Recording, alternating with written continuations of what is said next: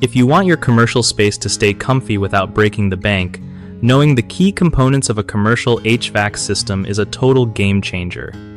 So, here's the lowdown on what makes these systems tick. First up is the air handler unit, which basically moves the air around and keeps it flowing through your building. Then you got the condenser, the part that kicks heat outside when it's too warm inside. The evaporator coil works with the condenser to cool down the air before it hits your space. Thermostat controls are like the brain of the operation, letting you set and adjust the temperature just how you want it.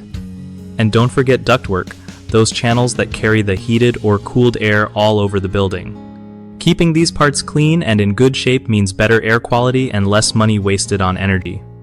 Also, regular checkups can spot small problems before they turn into expensive headaches.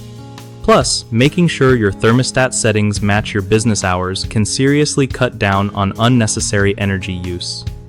One of the biggest mistakes people make with commercial HVAC systems is ignoring routine maintenance, which can lead to clogged filters and reduced airflow. Fix this by scheduling regular cleanings and inspections. Another common issue is poor thermostat control settings that don't match the building's occupancy patterns. Setting programmable thermostats correctly helps avoid wasting energy during off hours.